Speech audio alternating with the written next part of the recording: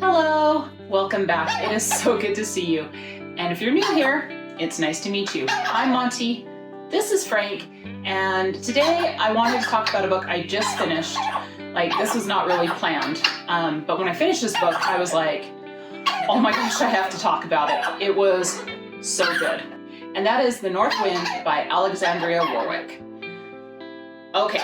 So the Kindle algorithm suggested this book to me. I think it suggested it to me because I just read The Elf Tangent, which was a pretty decent book. It was a good little adventure romance story. And it suggested this book, and I was like, I was kind of waffling about it, like, do I want to read it or not? And I went ahead and took the plunge, and I was so glad I did.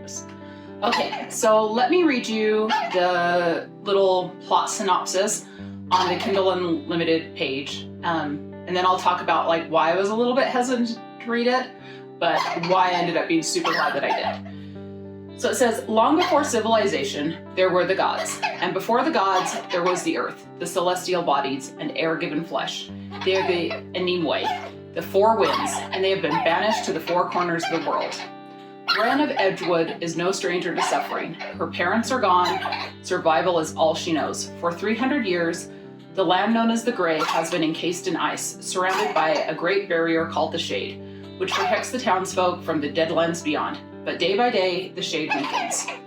Only one thing can stop the Shade's fall: a mortal woman taken captive across the barrier, bound in wedlock to the dark god who reigns over the deadlands. He is the North Wind, the Frost King, an immortal whose heart is said to be as frigid as the land he rules. And the time has come for the Frost King to choose his bride. It's definitely a mythological, inspired fantasy romance book. However, it's not super heavy on the romance. It is such a slow burn, and I absolutely loved it because of that. And now, the other tagline for this is that it's introducing a newly reimagined tale written in the vein of Beauty and the Beast and Hades and Persephone. Now, obviously, I love like the tale of Hades and Persephone. Like, I read a whole series based on Greek mythology. However, anytime I hear Beauty and the Beast retelling, I think of one book that has absolutely turned me off of that like trope forever, and that's A Court of Thorns and Roses. Yeah, I know, unpopular opinion. I hated that book. And it's really sad because I actually paid for that book because it was so highly recommended. Everyone told me I would love it. And I hated every minute of that book. Like, and I don't want to turn this into a rant review against A Court of Thorns and Roses. Let me just say, by the end of the book, every time that main character, Feyre, was making a stupid decision, I was saying, yes, please, make another one and take everyone around you with you to make this stupid decision, in hopes that whatever baddie or whatever evil force she encountered would simply annihilate everyone in that book, and my suffering would be over. No, I have not read anything else in that series. No, I never will. Like, I was mad 3 chapters in that book going, what did I spend my money on? And yet I continued and like pushed through because I thought it was going to get good. No. So that's why I was really hesitant to pick this book up, because I'm like, dude, if this is just like A Court of Thorns and Roses rewritten, no. Like, instead of the Fae, it's just going to be Greek gods or whatever. No, I'm not for that. But let me tell you, this book is so well written. The world building in it is beautiful. Like, it's starting to get warm where I'm at, although we did get snow yesterday, which is crazy. But like, it was, it's been very spring-like temperatures in the 70s and everything. So to be transported to this world where it is this very frozen landscape and like actually get chills from it, the world building, y'all, it was so good. I like the characters. Our main protagonist, our heroine, is kind of a flawed character. Like, she is not your typical, Mary Sue at all. Like, she's, and not in the same vein of well, she's perfect, but she makes, you know, some dumb decisions which ultimately make her seem more perfect or a better character. No, she's flawed. And I absolutely loved it because of that. She is not a perfect character. She's, you know, she has problems, and we'll get into it. So, first, I just want to read you, because I was hooked from the first page, just from the imagery and the way this author writes her prose. They're almost lyrical to me. And like, I don't know why this book isn't more talked about. It is so good. It was just recently released. So this was released in January 13th, 2022. So it is pretty recent. It is 585 pages, so it is a little bit of a longer book. I flew through this book. I think I read this book in 2.5 days because it was just so good. So let me read you the first little part of it, just so you can see what I mean when I say the way she writes her prose. Okay, so this is the first page. The sky foretells a coming tragedy. It is the palest of grays, yet a red stain clouds the eastern horizon, evidence of the rising sun. The stain expands, sopping the clouds and dripping farther westward, puddling in dark splotches among the lingering shade of night. Huddled in the thickest of snow-laden trees, I watch the day waken with fear running cracks through my heart. The sky is red, like bloodshed, like revenge. I have been expecting such a sight for days now. It is as the stories claim. First comes the budding of leathery cones from the old cypress tree growing in the town square. 3 decades the tree has lain dormant, and the emergence of new blooms send the townsfolk into a frenzy. The women into hysterics, the men stoic with grim-faced defeat. The buds, then the bleeding dawn. At this point, there's little I can do, because if the sky is to be correct, Edgewood is expecting a visitor, and soon. A harsh wind rattles the bare, finger-blown branches. I tuck my patchwork coat tighter around my body, yet the invading cold always manages to slip in between the openings. Encased in its white, icy skin, the land lies in muted silence, the snow soft, fresh from the storms that blow in as frequently as the moon cycles. For now, I will not think of what may come. My task lies here, in this uninhabited stretch of wood, with the black trees and their rotted cores spreading around me, and my stiff gloved hand clasped around my bow. I was like, I don't know, to me that just sounds beautiful. I felt it. I felt the cold. I saw the sky instantly. And I thought it was such a good hook because she's setting up something. She's setting up that there's this visitor coming. You don't know what that means, but... So this is where we're introduced to our heroine. And like I said, her name is Wren. And now once again, another hot take for me. So the whole girl that hunts with a bow is kind of like a characterization that I think has been done a lot lately. I mean, thanks to the Hunger Games, thanks Suzanne Collins. Which, you know, it's fine. It makes sense in Wren's village, like this is the way she has to survive. And she's actually out tracking game, and she's like 15 miles from home tracking game in the forest. And she comes upon an elk trail, and there's like one scraggly elk. Like, it's skin and bones, but she's like, dude, this is gonna feed us for a month. And you find out that she takes care of her sister. Her parents have both passed away, and it's just her and her sister. And while her sister stays at home and does things around the house, Wren actually goes out and hunts and provides for them. And like I said, when I started reading this, I was like, oh, sounds like A Court of Thorn and Roses. And, you know, because that was, you know, that opening is very similar to how that book opened. But it gets wild.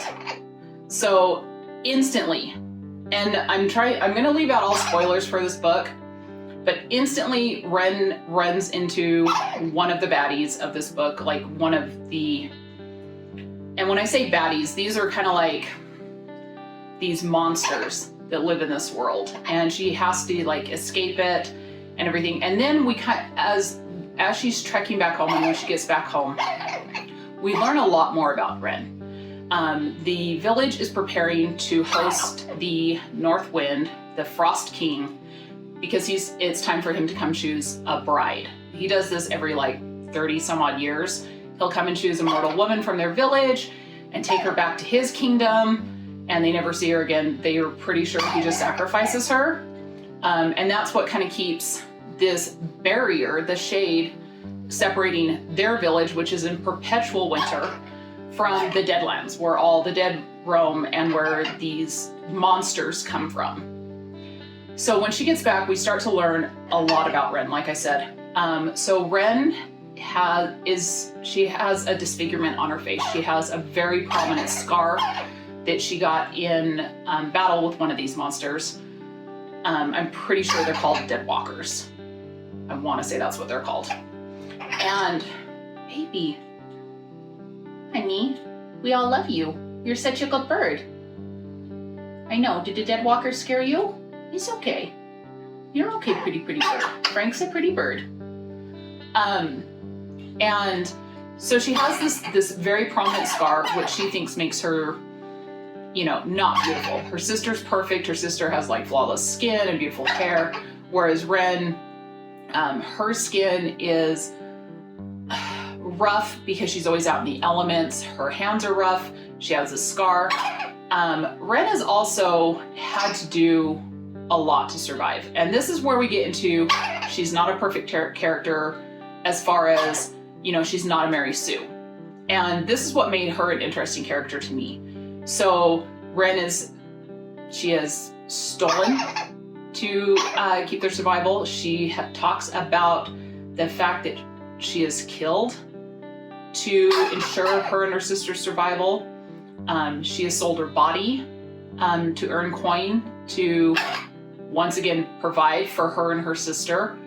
And I think that that's something that's not talked a lot about in books of survival. It's like, there's like this whole idea that, oh, the heroine has to keep herself pure, and she would never do that. She would never think of that. And here we have Ren, who's like, I'm going to do what I got to do to keep us surviving. Like, we're not going to starve. And she kind of talks about it a little bit, about just being like, it is what it is. Being detached, being out of her body, and thinking that collecting that coin is more important. And I really, I appreciated that, because, she, and this might be a controversial opinion, but I believe that when, if you make that choice, if you're in that situation, I don't think you should feel shame for it. Like, it is what it is, and you survived, And so I instantly loved Ren because of that. Now, on the flip side, Ren drinks, and Ren drinks a lot. And it's not, she has a drink to relax, she has a drink to celebrate. No, Ren drinks to cope with her life. And I think that is also speaks to, how traumatic it is for her that she's had to support her sister, because her sister doesn't work. Her sister, and as it kind of goes along, her sister does very little. Ren takes care of a lot. And so she talks about how, having that sip of alcohol, having that drink of alcohol is really what kind of gets her through things. It's what allows her to function. So Ren's an alcoholic. And I mention this because it does play a big role throughout the book. And like I said, Ren is a flawed character, and I absolutely adored her for that.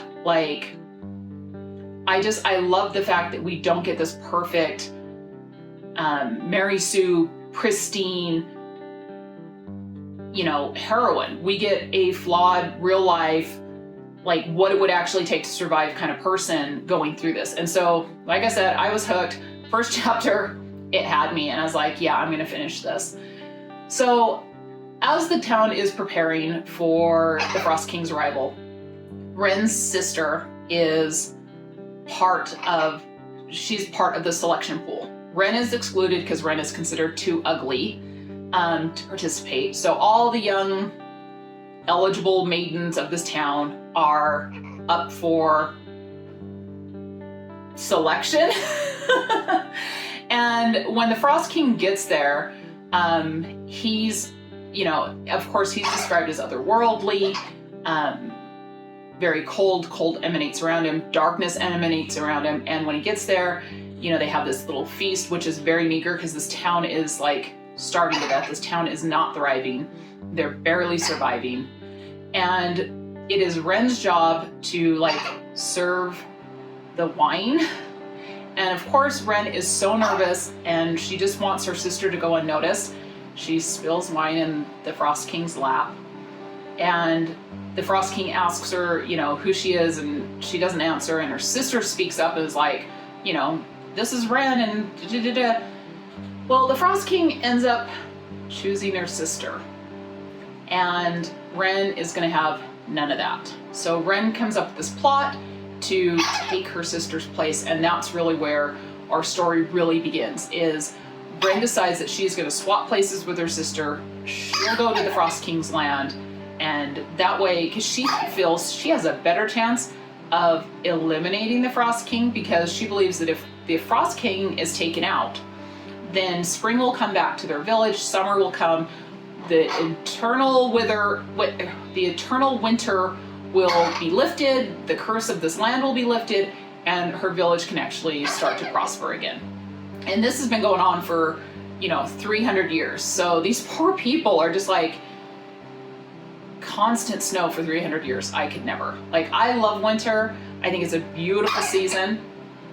But if it was constantly winter, no. I look forward to spring and summer way too much. I love that I have all 4 seasons and I get to experience them.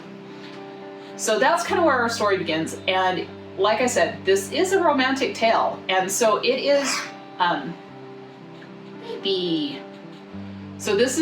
so Ren is married to the Frost King. And the tale is really about them coming to terms with that, because he's not happy he got Ren. And Ren's not happy to be there. And so it is the slowest burn enemies to lover trope ever. And I loved that it was such slow burn. So good. The tension is always there, and it's not like there's no insta love. There's not even insta like. It takes so long for her to see anything but a monster. I love you. You're such a good bird, such a pretty bird. And I'm telling you, check this author out. This book is so good. I gave it 5 stars. It was that good. I'm trying to think of any trigger warnings. There are some fight scenes. The love scenes, I think there's 1.5, and they're not very graphic at all. It's just very sweet. Stop, baby. It's just a really, really good story. And after I found this book by this author, of course I was suggested her other books. And so I did check out one other book of hers, and this was called Below. This is the first book of the North series. Okay, so let me read you the description of this book, because this book is a lot and it's really hard to kind of explain without giving anything away. So this is a YA novel. It is 316 pages, and it says, in the heart of the frigid North, there lives a demon known as the Face Stealer. Eyes, nose, mouth, nothing and no one is safe. Once he returns to his lair, or wherever it is he dwells, no one ever sees those faces again. When tragedy strikes, Apei embarks on a perilous journey to find her sister's face, yet becomes trapped in a labyrinth ruled by a sinister young girl named Yuki. The girl offers Apei a deal. Find her sister's face hidden within the labyrinth, and she will be set free. But the labyrinth, and those who inhabited it, is not as it seems. Especially Numiak, darkly beautiful, powerful, whose motives are not yet clear. With time slipping, Apei is determined to escape the deadly labyrinth with her sister's face in hand. But in Yuki's harsh world, Apei will need all her strength to survive. Yuki only plays the game, she wins. So this novel is set in, it's definitely fantasy, and it is inspired by Inuit folklore and has a lot of references to Inuit culture. And so first I'm gonna say, it was a really good book. I was intrigued. The story was really good. The story made me cry. The story made me rejoice. I think that there is really good representation as far as LGBTQ characters, and it was just a really good story. Like, it was thrilling, it was gripping. I enjoyed reading it. It was so good. Now, after I read it, I did want to see if the author was Inuit, because she did make a lot of references to Inuit culture and a lot of ceremonies. And I know that it was just inspired by some of their folklore, but there's a lot of references to actual culture. And I did find out that the author is not Inuit. So there's a lot of conversation around that, about writing outside of your culture, and whether something's culturally, appreciative, or is it cultural appropriation. And I just want to highlight this because the author was asked about this, and I found an interview with her where she kind of addresses this and talks about what she did when she wrote this book. And I think it's kind of important. Now, of course, as a white woman, I don't think it's my place to say whether this is cultural appreciation, cultural appropriation, because it's not my culture, and it's really not my place to make that judgment call. But I did want to make a note of it, because I think it's important, as we're reading things of other cultures, that we be respectful, and that, we always try to read from from authors that are of that culture. But I am going to tell you what she said in this interview, just so you have context, because I like to provide all the context. In this interview, they asked her about, how did you research the mythology and cultural influences used in the book? And this is what Alexandria replied. I focused on the Inuit of Nunavut, I'm sorry if I mispronounced that, Canada, when conducting research. I looked for mythology and oral stories that were specific to that region. I was in contact with someone in Iqaluit who was generous enough to give me feedback about the mythology. I took the writing of Indigenous culture very seriously. I utilized the blog American Indians in Children's Literature to help guide me on positive representation of an Indigenous culture. The sources I used were written, for the most part, either by Inuit or for Inuit. If something was written for a white lens, if something was written from a white lens, I kept that into consideration. When creating the story, I asked myself, what are the most important pieces of Inuit culture? The heart of it, so to speak. Their naming customs, community, and resilience are what I chose to focus on when building Apei's culture. At the end of the day, I am a white woman writing a story influenced by a people who have been subject to white colonialism. My goal was to create a fully fleshed world, fully fleshed characters, and to give Apei's story justice. So I do appreciate that the author admits that she is a white author writing about a culture that's not her own, and she does, she knows that this culture was subject to white colonialism. And I think that's super important, that she tried to be very respectful. She reached out to firsthand sources to get input and to, have them read what she wrote to make sure that it was respectful. So I just wanted to put that out there. So if you do think you're going to pick up this book, but you're a little wary, you have that context of how she came up with the cultural references and how she treated that. Now, as far as my rating, I did give it 4 stars. Like I said, the story alone is so good. Her prose, once again, in this book, you feel like you are in this frozen, cold landscape. You feel immersed in the culture. You feel like you're there in the village, and it was so well written. And then when you get to the more fantastical world, it is bizarre, and it is, like I said, fantastical. And I was so, like, I read it very quickly because I was so scared. I wanted Apé to get through that labyrinth. I wanted her to not have to go through any more hardships.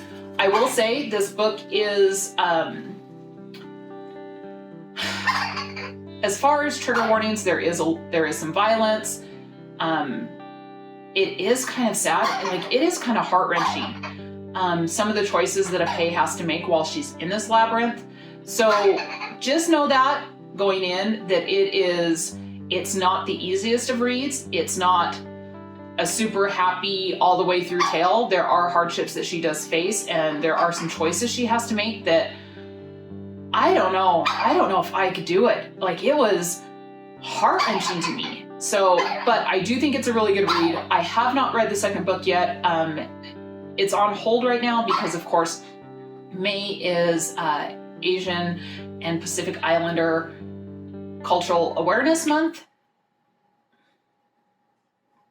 Thank you, Frank.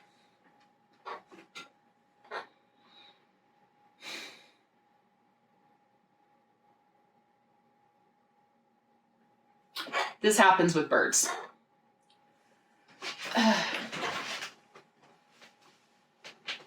Oh, baby, you just pooped all over Mama's back. Bitte haben Sie noch einen Moment Geduld. So I have not read the second book. It's on hold because May, of course, is Asian and Pacific Islander Cultural Awareness Month, and so we will be participating in the Asian readathon that was started with Cindy 4 years ago, and I have a selection of books that I'm going to be reading through the month of May. I can't wait to update you on those and give you a wrap up on those. But anyway, so like I said, The North Wind gets 5 stars from me. Below got 4 stars. And let me know in the comments below, are you going to check these out? I'm telling you, if you like a slow burn romance, enemies to lover, check out The North Wind. It was so good. But let me know in the comments below, are you going to check it out? Have you read The North Wind? Did you love it?